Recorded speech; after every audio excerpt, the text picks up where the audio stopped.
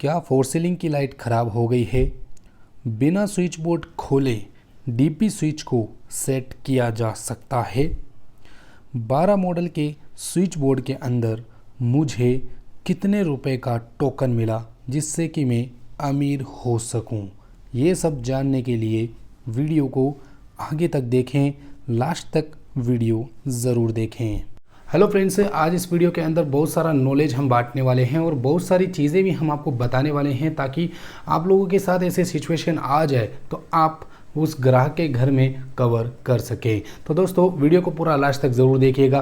Channel को अभी subscribe कर लें और वीडियो को लाइक कर दें, क्योंकि हम आगे इसी तरह से और वीडियो बनाते रहेंगे। अगर आपने हमारे एक और न्यू चैनल को सब्सक्राइब नहीं किया तो उसका भी लिंक आपको डिस्क्रिप्शन में मिल जाएगा। वीडियो के अंदर जा करके आप उसे सब्सक्राइब भी कर सकते हैं और आई होप आप लोगों ने काफ़ी लोगों ने सब्सक्राइब कर भी लिया होगा।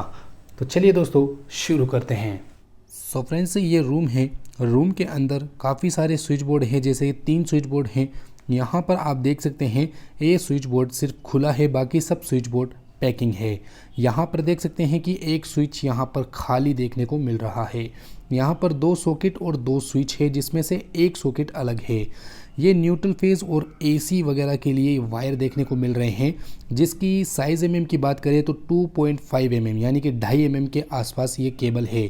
इस केबल से एसी और गीज़र ऑपरेटिंग होगा, यानी कि ये 2 चीज़ें इस वायर से चलने वाली है। यहाँ पर आप देख सकते हैं 4 वायर देखने को मिल रहे हैं, जो कि सिमिलर कलर के अंदर हमें देखने को मिल रहे हैं। इसका हमें पता नहीं है कौन सा न्यूट्रल कौन सा फेज़ है। अब यहाँ पर दूसरे सर्किट की बात करें तो यहाँ पर 1.5 mm 1.5 mm के यहाँ पर वायर हैं, जो कि न्यूट्रल और फेज़ हैं, जिससे कि ये सॉकेट चलेंगे। यहाँ पर 2 सॉकेट देख रहे हैं, ये 2 सॉकेट चलेंगे और इसके अंदर एक इन्वर्टर का भी वायर देखने को मिल रहा है। इसका कनेक्शन हम इन्वर्टर लगाने के बाद करेंगे, इसे हम फिलहाल यहीं पे छोड़ देते हैं। इसके साइज़ mm की बात करें तो 1 mm की साइज़ mm है। यहाँ पर 2 वायर न्यूट्रल फेज़ हैं और 2 वायर एसी के आउटपुट लोड के लिए लगाए गए हैं। यहाँ पर एक स्विच, यहाँ पर बाथरूम के अंदर एक होल्डर है, उसको चलाने के लिए ये एक स्विच प्रोवाइड किया गया है। यहाँ पर आप देख सकते हैं 2 स्विच है और 2 सॉकेट है, लेकिन यहाँ पर एक स्विच के लिए जगह खाली देखने को मिल रही है, जो कि डीपी स्विच के लिए है। इसे आप अच्छे तरीके से पैक कर सकते हैं। आप देख सकते हैं किस तरीके से इसे निकाल करके इस तरह से आप पैक कर सकते हैं। अगर आपको ग्राहक बोले कि हमें पैक चाहिए अभी फ़िलहाल के लिए, तो आप इसे पैक कर सकते हैं। लेकिन आप जानिए कि ये मैंने खुला क्यों रखा। गाइस, काफ़ी घरों के अंदर हम जब काम करते हैं और वहाँ पर पर्ची बनवाते हैं, जैसे कि लिस्ट बनवाते हैं सामान वगैरह की, स्विचेस वगैरह की, लाइट वगैरह की, तो पूरी लिस्ट हम जब बनाते हैं तो कभी कभार क्या करते हैं कि जो दुकानदार होता है वो भूल जाता है। जी हाँ दोस्तों, दुकानदार है वो कभी कभार छोटी मोटी चीज़ें भूल जाता है। हमारे साथ यहाँ पर यही हुआ। यहाँ पर क्या हुआ कि ग्राहक को हमने पूरा लिस्ट बना करके दे दिया। उसके अंदर 32 एम्पियर का डीपी स्विच भी लिखे हुए थे 2, जिनमें से एक 32 स्विच एम्पियर आ गया था, 32 एम्पियर का जो स्विच है वो आ गया था, लेकिन दूसरा जो 32 एम्पियर का स्विच है वो नहीं आया था। तो वो दुकानदार वाले की गलती मानी जाती है। तो अब यहाँ पर क्या होता है कि हमें करना था पूरे स्विच बोर्ड को पैक। जी हाँ दोस्तों, अब दुकान जो है वो काफ़ी दूर है, तो अब हम क्या करें, उस स्विच बोर्ड को लटका दें? जी नहीं दोस्तों, ये भी आप जानिए। इस स्विच बोर्ड को आप अच्छे तरीके से कस सकते हैं, जैसा कि आपको वीडियो में दिखाया जा रहा है। बिना स्विच लगाए भी आप स्विच बोर्ड को कस सकते हैं। आपको स्विच बोर्ड कसने के लिए इस तरह के स्क्रू की मदद लेनी होगी। इसके साथ वाले जो स्क्रू आते हैं, जो कंपनी के साथ आते हैं, वो स्क्रू बिल्कुल बकवास होते हैं। ये स्क्रू ये बड़ी आसानी से बैठ जाते हैं। इसकी चूड़ियाँ मिलाने की ज़रूरत नहीं पड़ती है और इसे आप नॉर्मल टेस्टर की मदद से भी कस सकते हैं। बड़े वाले स्क्रू ड्राइवर की मदद लेने की कोई ज़रूरत यहाँ पर नहीं देखने को मिलती है।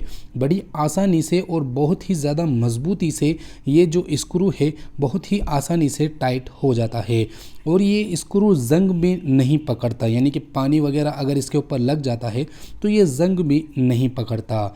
यहाँ पर देख सकते हैं कितनी आसानी से और 2-4 राउंड के अंदर ही ये स्विच बोर्ड जो है बड़ी आसानी से टाइट हो गया है।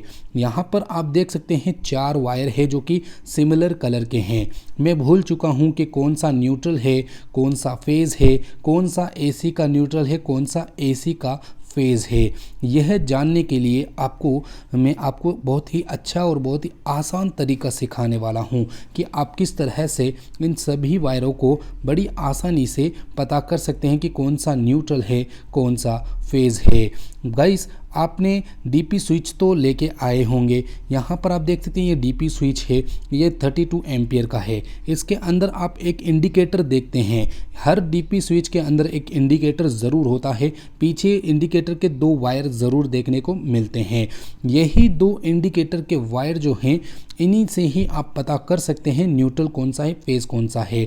आप टेस्टर की मदद से भी टेस्ट कर सकते हैं, लेकिन आपको टेस्टर से सिर्फ और सिर्फ फेज़ कनेक्शन का ही पता चलने वाला है। यहाँ पर न्यूट्रल का जो है पता बिल्कुल भी नहीं चलने वाला है। यहाँ पर आप होल्डर और बल्ब की मदद से भी कर सकते हैं, लेकिन हम होल्डर और बल्ब का यूज़ क्यों ले जबकि हमारे पास डीपी स्विच है। डीपी स्विच के अंदर हमारे पास इंडिकेटर देखने को मिल रहा है, तो इंडिकेटर से हम यहाँ पर पता कर सकते हैं कि न्यूट्रल और फेज़ कौन सा है। यहाँ पर 2 वायरों को आप हाथ में लीजिए और इंडिकेटर के 2 लाइट यानी कि जो बल्ब है उसके दोनों वायर को आप यहाँ इसके अंदर टच कर दीजिए। गाइस, ये काफ़ी डेंजरस वर्क है, आप बिल्कुल भी अपने घर पर ट्राई मत कीजिएगा। इंडिकेटर जो है वो नहीं जला, इसका मतलब यहाँ पर हमें न्यूट्रल फेज देखने को नहीं मिल रहा है। 2 वायर हमारे पास और है जो कि लाइव है। इन दोनों वायरों के ऊपर मैं जब टच करता हूँ डीपी स्विच के दोनों वायरों को, LED को, तो यहाँ पर देख सकते हैं कितनी अच्छी तरीके से ग्लो कर रही है। इसका मतलब हमें पता चल गया है कि न्यूट्रल फेज यहाँ पर यही माने जा रहे हैं। अब मैं आपको बताता हूँ कि यहाँ पर इन दोनों वायरों को चिन्ह मार्क कर दीजिए, यानी कि टेप लगा करके इन दोनों को आप सेट कर दीजिए कि यही दोनों वायर जो है वो मेन वायर हैं और बाकी के 2 वायर AC के आउटपुट है। ये दोनों मेन वायर है, ये दोनों AC के आउटपुट देखने को मिल रहे हैं। डीपी स्विच क्या है? डीपी स्विच सिर्फ वही है जिससे आप ज़्यादा लोड चला सकते हैं। जी हाँ दोस्तों, जैसे कि AC और गीज़र और आयरन, माइक्रोवेव ओवन, इस तरह की कुछ हैवी अप्लाइंसेस होते हैं जिसके वोल्टेज की बात करें 2 से 3 किलोवाट, 3 से 4 किलोवाट के आसपास लोड होता है। वो चीज़ें चलाने के लिए डीपी स्विच का यूज़ लिया जाता है। डीपी स्विच की वायरिंग की अगर हम बात करें तो डीपी स्विच के अंदर वायरिंग जो है वो न्यूट्रल और फेज़, यानी कि न्यूट्रल और फेज़ दोनों का कट उसके अंदर लगाया जाता है। जैसे नॉर्मल जो स्विच होते हैं जिसके अंदर 2 पोल होते हैं, यानी कि 2 वायर कसने वाले होते हैं, उसके अंदर सिर्फ और सिर्फ फेज़ कट होता है, यानी कि जब आप स्विच ऑफ करते हैं तो वो जो फेज़ लाइन है वही कट होती है, लेकिन न्यूट्रल जो है वो चालू रहता है। लेकिन ऐसा डीपी स्विच के अंदर देखने को नहीं मिलता। डीपी स्विच के अंदर सिर्फ यही देखने को मिलता है कि आप न्यूट्रल और फेज़ दोनों को कनेक्शन करते हैं और जब आप स्विच को ऑन करते हैं तो आगे सप्लाई न्यूट्रल और फेज़ की ही जाएगी। अगर आप स्विच को ऑफ करते हैं तो आगे सप्लाई न्यूट्रल और फेज दोनों को कट होगा। तो इसलिए डीपी स्विच के अंदर 4 वायर होते हैं। आगे आप सीखिए किस तरह से इसके चारों वायर कनेक्शन किए जाते हैं। 32 एम्पीयर डीपी स्विच कुछ इस तरह का नीचे से नज़र आता है, जिसके अंदर 4 पोल होते हैं। यहाँ पर 4 वायर कनेक्शन होते हैं। यहाँ पर मेंशन किया गया है डीपी स्विच और यहाँ पर 32 एम्पीयर 32 एम्पीयर का यहाँ पर लोड इसके ऊपर दे सकते हैं। यहाँ पर 4 पोल होते हैं। नीचे के साइड में न्यूट्रल फेज भी जोड़ सकते हैं और आउटपुट लोड भी जोड़ सकते हैं। टोकन के अंदर मुझे कितने रुपए मिले और 16 एम्पीयर और 25 एम्पीयर का स्विच सॉकेट, इसका कॉम्बिनेशन डिस्क्रिप्शन में आपको लिंक मिल जाएगा, वीडियो का जाके देख सकते हैं। यहाँ पर आप देख सकते हैं कि 2 मैंने जो कलर कोडिंग किया था, यहाँ पर टैप किया था, इसको कहाँ पे कनेक्शन करें। नीचे के साइड में आपको 2 कनेक्शन देख रहे हैं LED के नीचे, उसके अंदर आप न्यूट्रल फेज़ का कनेक्शन कर सकते हैं। यहाँ पर कोई इतना ज़रूरी नहीं है कि न्यूट्रल नीचे लगाएं या ऊपर लगाएं, आप न्यूट्रल फेज़ कैसे भी लगा सकते हैं। कोई ज़रूरी नहीं है कि आप न्यूट्रल की जगह एक है और फेज़ की जगह एक है, ऐसा कोई ज़रूरी बात नहीं है। न्यूट्रल फेज़ आपने कनेक्शन कर लिए, जिसमें 2 वायर और हमें देखने को मिलते हैं, वो AC के आउटपुट हैं, यानी कि यहाँ से AC चलेगा। इसके साथ में आपको इंडिकेटर के जो 2 वायर होते हैं वो कनेक्शन करने हैं। यानी कि एक इंडिकेटर का वायर उस साइड में लगाना है जिस साइड में हमने एसी का आउटपुट लगाया है, और ये फेज़ भी हो सकता है, न्यूट्रल भी हो सकता है, क्योंकि जब हम स्विच को ऑफ करेंगे तो न्यूट्रल फेज़ दोनों का ही कट देखने को मिलेगा। यहाँ पर आप देख सकते हैं दूसरा इंडिकेटर है। दूसरा इंडिकेटर का जो वायर है, दूसरा वायर, उसको भी आप एसी के आउटपुट के सेकंड वायर से कनेक्ट कर देंगे। ये बेसिकली करना इस वजह से पड़ता है क्योंकि हम जब स्विच को ऑन करेंगे तो इंडिकेटर ऑन होना चाहिए, इंडिकेटर के साथ एसी भी ऑन हो जाती है। जब स्विच ऑफ करते हैं तो इंडिकेटर भी ऑफ हो जाता है। अब आप इसे स्विच बोर्ड को खोले बगैर ही सेट कर सकते हैं, जैसा कि मैंने शुरुआत में ही बताया था।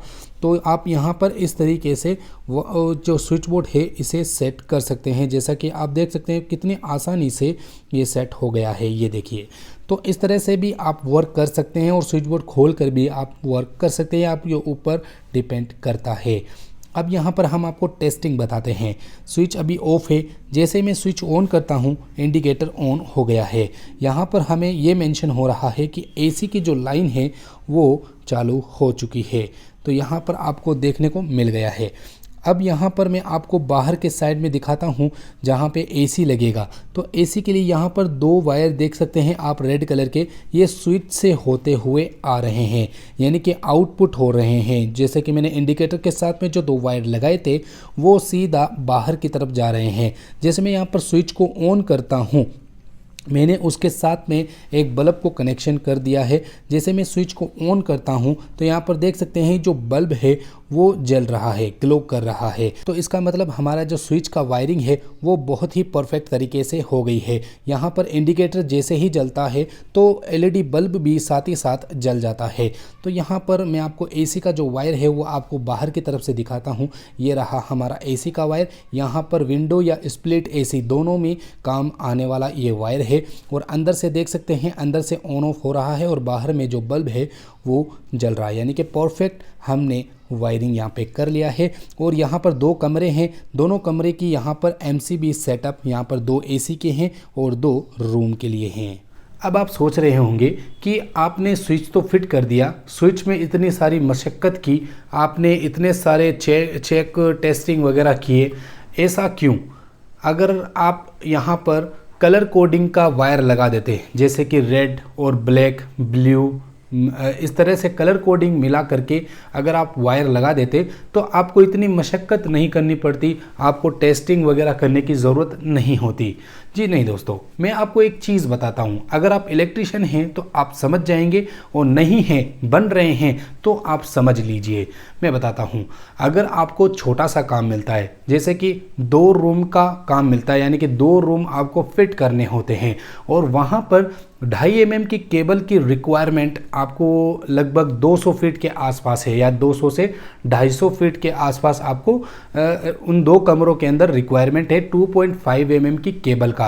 और अगर इसकी कीमत की मैं बात करूं तो लगभग 2,500 से 3,000 रुपये के आसपास ये केबल हमें पे करना पड़ता है, मतलब इसके पैसे जो है पे करना पड़ता है लगभग 2,500 से 3,000 रुपये। अब मैं आपको एक बात बता देता हूँ, अगर आप कलर कोडिंग के चक्कर में, यानी कि आप एक बंडल रेड कलर का मंगाते हैं और एक बंडल ब्लैक कलर का मंगाते हैं, न्यूट्रल फेज दिखाने के लिए, सिर्फ स्विच बोर्ड के अंदर वो कोडिंग दिखाने के लिए आप 2 बंडल मंगा लेते हैं सिर्फ 2 कमरों के लिए, और आप उनमें से 100 फीट इसके अंदर से यूज़ ले रहे हैं और 100 फीट इसके अंदर से यूज़ ले रहे हैं, यानी कि रेड 100 फीट का और ब्लैक कलर का 100 फीट, यानी कि 200 फीट इन दोनों को मिला करके आप सेटअप कर रहे हैं। तो यहाँ पर क्या होगा कि वो जो दोनों बंडल हैं वो ख़राब हो जाएंगे। सबसे पहले नुकसान किसका होगा मैं बताता हूँ। सबसे पहले नुकसान ग्राहक का होगा। कैसे?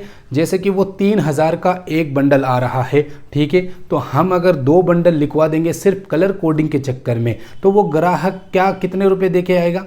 वो कम से कम 6,000 रुपये दे के आएगा दोनों बंडल के, जो कि काफ़ी नुकसान वाली बात देखने को मिलती है। हाँ, ये ज़रूर है कि वो केबल जो है वापस भी हम कर सकते हैं, लेकिन वो हमें हो सकता है नुकसान में हो, फिर भी नुकसान तो है ही। तो यहाँ पर सबसे पहला घाटा जो है वो ग्राहक का होने वाला है, यहाँ पर दूसरा घाटा दुकानदार का होने वाला है। अगर आपकी रिक्वायरमेंट 250 फीट के आसपास है तो आपको एक ही केबल मंगा लेनी चाहिए। ऐसा मैं आपको एक चीज़ बताता हूँ, दुकानदार का पहले मैं बताता हूँ कि उसका घाटा आखिर क्यों है। दुकानदार का घाटा ऐसे है कि मान लीजिए कोई बड़ा ग्राहक आ गया, मतलब बहुत सारी केबलें उसको चाहिए, 4 5 10 20 10 15 केबलें उसको चाहिए 2.5 mm की, तो वो उसमें से 100 फीट उसमें से निकली हुई वो केबल नहीं देख सकता, क्योंकि उसको देना है पैकिंग वाली, उसका तो वो पूरा बंडल खराब हो गया। हाँ, एक केबल में से मान लीजिए आप 250 फीट यूज़ ले रहे हैं तो 50-60 फीट अगर उस केबल के अंदर पड़ी है, 50 फीट के आसपास उसके अंदर पड़ा है, तो वो 50 फीट का तो आपको पैसा दे देगा। लेकिन आप ज़्यादा छोड़ देते हैं, मतलब 100 फीट आप वायर यूज़ ले लेते हैं और 200 फीट उसके अंदर छोड़ देते हैं, तो वो गलत बात हो जाएगी। दुकानदार के भी नुकसान यहाँ पर देखने को मिलता है। तो इसलिए मैं क्या करता हूँ कि छोटे से जो वर्क होते हैं, जैसे 1-2 कमरे का काम होता है, तो या फिर मैं साइज़ करके वो मंगावा लेता हूँ, मतलब 100 फीट या 200 फीट आप लेके आ जाइए, या तो फिर मैं एक बंडल ही मंगा लेता हूँ, एक ही बंडल। इस वजह से क्या होता है कि जो स्विच के अंदर, यानी कि 2.5 mm की मैं बात कर रहा हूँ, स्विच के अंदर जब मैं वायर छोड़ता हूँ तो वो सारे एक जैसे ही कलर होते हैं, क्योंकि हम ज़्यादा वायरिंग वेस्ट नहीं करते हैं। उम्मीद है आप लोगों को ये बात समझ में आ गई होगी। नए इलेक्ट्रिशियन हैं तो आपको ज़रूर से ये बात समझ में आ गई होगी। एक रूम के अंदर मैंने यहाँ पर 3 स्विच बोर्ड सेटअप किए हैं। ये 12 मॉडल का स्विच बोर्ड है जिससे पूरी 4 सीलिंग की लाइटें जल रही है, और एक 4 मॉडल का स्विच बोर्ड है जो कि बेड के पास में है, और एक सामने की तरफ है जो कि मैंने अभी आपको डीपी स्विच लगा करके दिखाया। यहाँ पर मैं आपको बताना चाहता हूँ कि जो 12 मॉडल का स्विच बोर्ड है जिसके अंदर 8 स्विच देखने को हमें मिलते हैं। अब इन 8 स्विचेस से हम इतने सारी जो 4 सीलिंग की लाइटें हैं वो कैसे कवर करते हैं। अच्छे खासे इलेक्ट्रिशियन होते हैं वो तो जानते ही हैं, लेकिन जो नॉर्मल इलेक्ट्रिशियन हो जाते हैं, जो सीख रहे हैं, उनको मैं बताना चाहता हूं। आपको कोप लाइट की जो स्विच है वो बिल्कुल अलग रखनी है। यहाँ पर आप बीच के अंदर देख रहे हैं ब्लू कलर की कोप लाइट जल रही है। इसके साथ आप दूसरी कोप लाइट को बिल्कुल भी एक स्विच के अंदर ना जलाएं। जैसे कि देख सकते हैं मोम वाइट कलर की जो कोप लाइट जल रही है ये बिल्कुल अलग ही स्विच से जल रही है, और जो ब्लू कलर की है ये भी बिल्कुल अलग ही स्विच से जल रही है। इस तरह का आप कॉम्बिनेशन ज़रूर से बिठाएं। आप लाइटों की अगर बात करें तो यहाँ पर आप 6 लाइटें यहाँ पर देख ही रहे हैं। ये बीच वाली जो 6 लाइटें हैं ये बिल्कुल एक ही स्विच से जल रही है। आप कॉम्बिनेशन अच्छे से मिला करके सेटअप करें। सामने वाली एक लाइट है, इसके सामने वाली भी एक लाइट है, ये भी एक स्विच से जल रही है, और ये दो कोने के अंदर जल रही है, इसके पीछे 2 कोने और हैं वो भी एक ही स्विच से जल रहे हैं, यानी कि 4 लाइटें एक स्विच से जल रहे हैं। और यहाँ पर बीच में टिक्की वाली छोटी छोटी लाइटें हैं, ये भी एक ही स्विच से जल रहे हैं। बीच में मोम वाइट है, 4 लाइटें, वो भी एक ही स्विच से जल रहे हैं। और यहाँ पर आप देख सकते हैं 2 लाइटें और बची है जो कि ये भी एक ही स्विच से जलेंगी। जैसे कि आप देख सकते हैं एक ही स्विच से ये दोनों लाइटें जल रही है। इस तरह से कॉम्बिनेशन बिठाएं। तो फ्रेंड्स, अगर आपको ये वीडियो अच्छी लगी तो इसे लाइक करें, चैनल को ज़रूर सब्सक्राइब करें। इसी तरह से बहुत ही ज़्यादा नॉलेजेबल आपको वीडियो मैं प्रोवाइड करता रहूँगा। चलिए दोस्तों, बाय बाय।